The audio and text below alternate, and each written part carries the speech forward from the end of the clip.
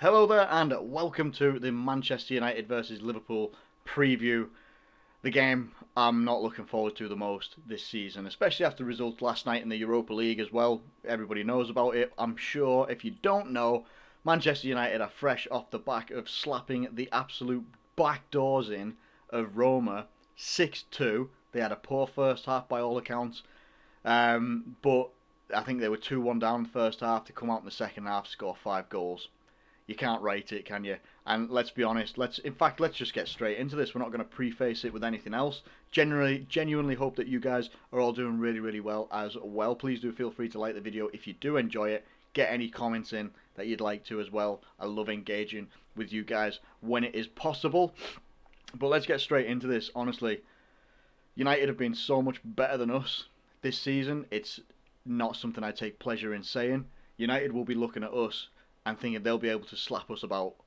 Depending on who we've also got out injured as well, we'll come on to that in a couple of minutes as well. But they've been hands down much better than us. I hate United being better than us, but I also don't like anybody being better than us. So this season's been a bit of a crap season, hasn't it? And with only 5 games remaining, it doesn't look likely that Liverpool are going to finish in the Champions League spots. It really, really doesn't look likely at all. We are currently in 6th position, able to possibly go into 5th position depending on results and how they go this weekend and in the next coming weeks and stuff like that as well.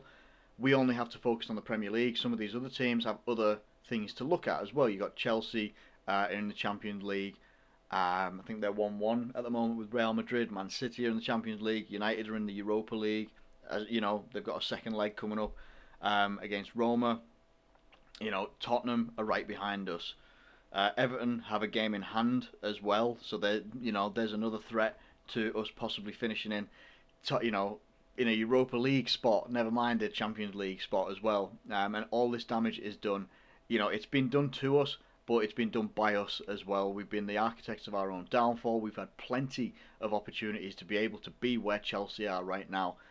If you go and you take the Leeds result and the Newcastle result and you turn those 2 results into wins, then that would actually put us on, instead of 54, so from 52, I think we would actually be on the same amount of points as Chelsea, on 58 points, I think. Maybe. I'm pretty sure that's right.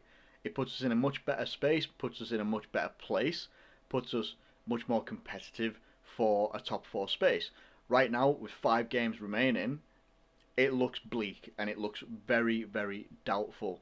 And in my mind, coming up against Manchester United, I'm bricking it. I'll be totally honest with you. Absolutely bricking it.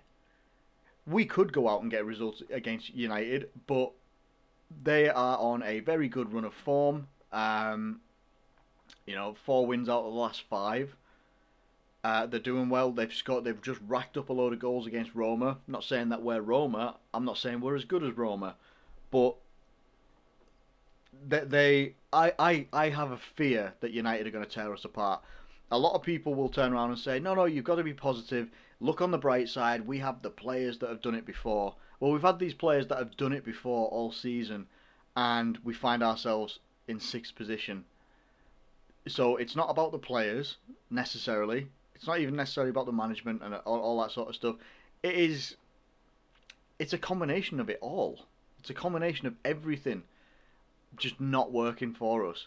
We can't really complain from midfield to fullbacks to goalkeeper and forwards about us missing first team players.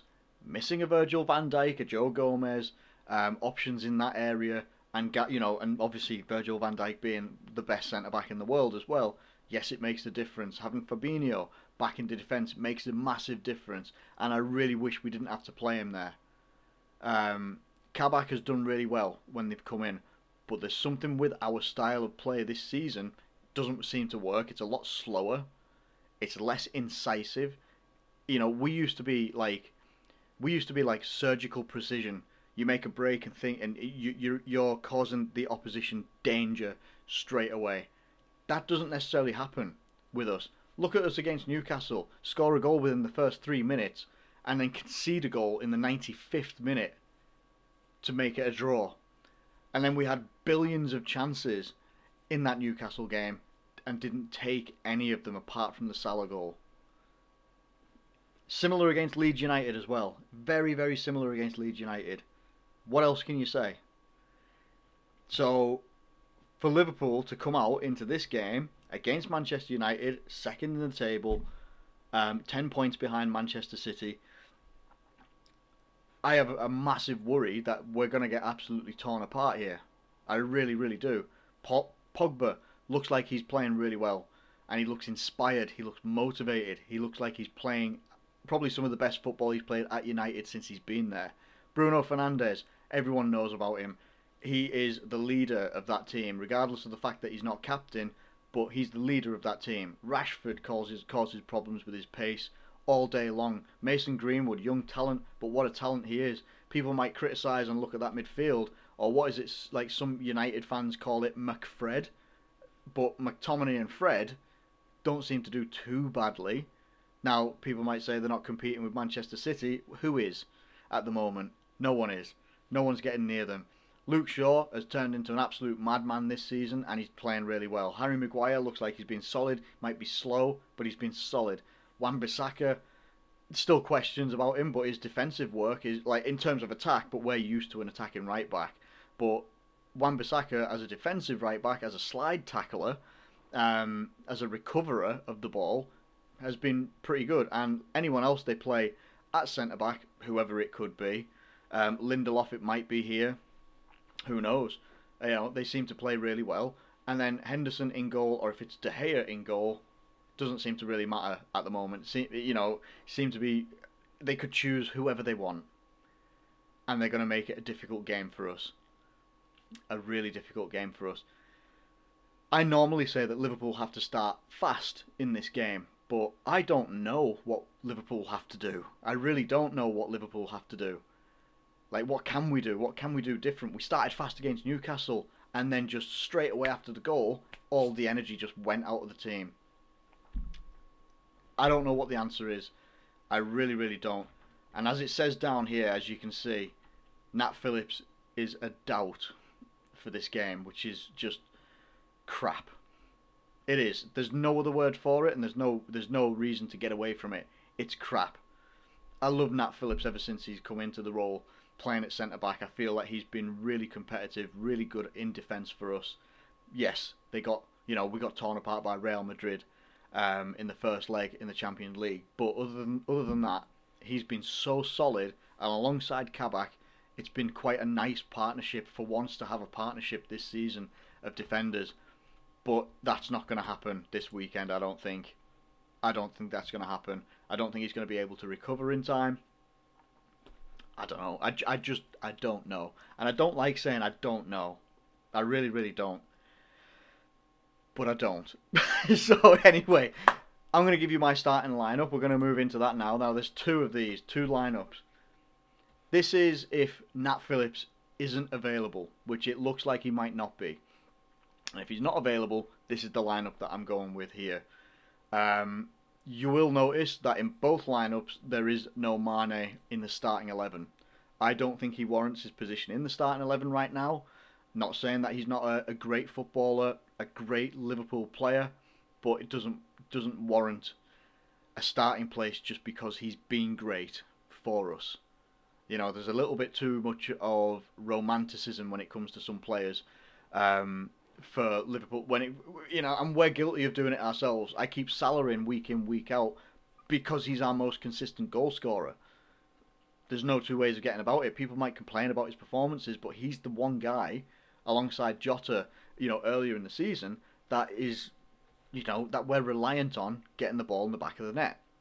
This is set up as a 4-3-3 as well. We could change it into a 4-2-3-1, but I don't think we will, especially if Fabinho is in the back line as well.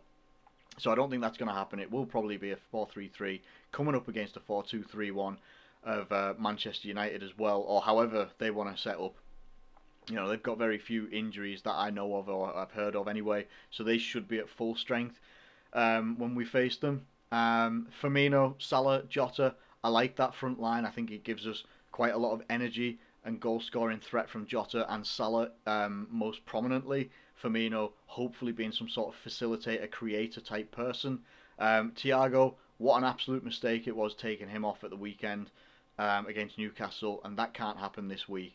Can't be getting to like 70 odd minutes or something like that and it's 1-0 or whatever the scoreline might be. He was our best player. He was hands down our best player in the midfield, controlling, and we lost all control when he came off. And that was against Newcastle. This is against Man United. It's going to be much more difficult. That's why I would like to see Wijnaldum and Milner alongside Thiago if Fabinho has to play at centre-back. Because you know what you're getting with these guys. Not necessarily going to get the most flair from these guys. You're going to get a lot of work rate, but we're going to need to work. Going to need to work so hard to get any sort of grip on that midfield. Whether it's, Fred or McTominay, whoever it might be. We need work. And these two work really hard in the midfield. And then the back line says it all. We've seen Fabinho there quite a lot this season. Kabak is a no-brainer for me. Trent, Robertson, Alisson. You could, people might make a shout for putting Tsimikas in there, but Klopp hasn't made a shout for putting Tsimikas in there. Or even Ben Davies, who we also signed in January, just in case you might have forgotten that one there. The other one, the other lineup, just looks like that. It just looks like that. It's just a quick change. Phillips, Fabinho, Thiago, and Milner in there as well. I don't know personally right now, if I tell you honestly how I feel, I don't think we're good enough to get a win against Manchester United. Could we get a draw? Possibly. I don't think United are going to settle for a draw, and I think they will be buzzing over the result they've just had in the Europa League against Roma, strong opponent. And I'm not entirely sure that we are up to the task right now of taking on Manchester United. That a team that have been, 13 points ahead of us in the table, second in the table right now. I don't think that we're good enough to get a result.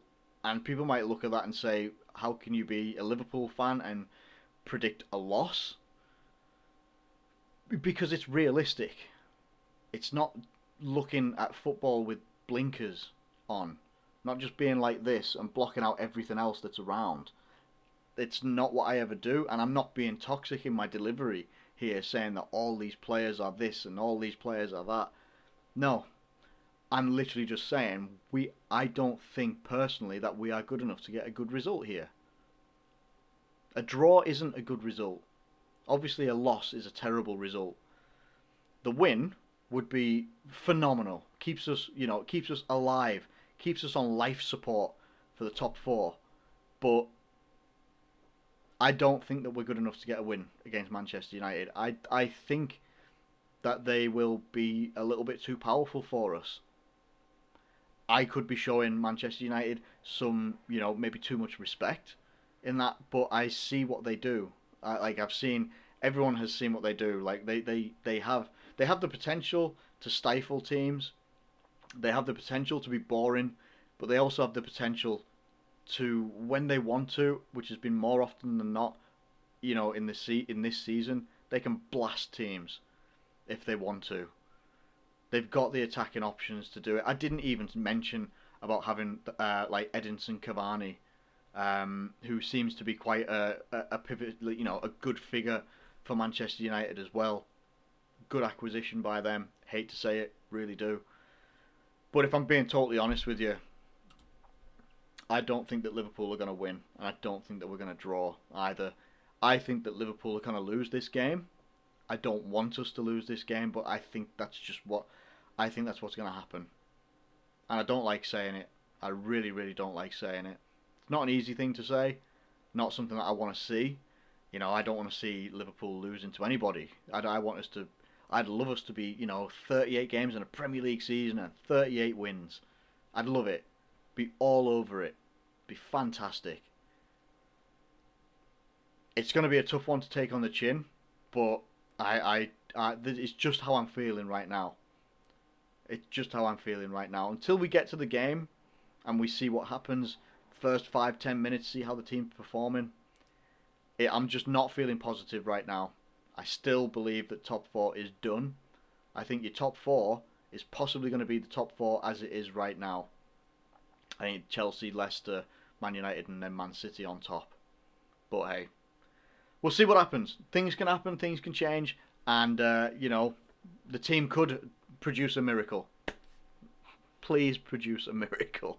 Okay, I'm going to get out of here for this one. Thank you ever so much for watching this video. If you have enjoyed it, please do feel free to hit that like button and subscribe if you're new around here as well. All of your support is very much appreciated. Thank you once again. Do take care of yourselves. Have a lovely day and a good weekend, and I'll catch you later.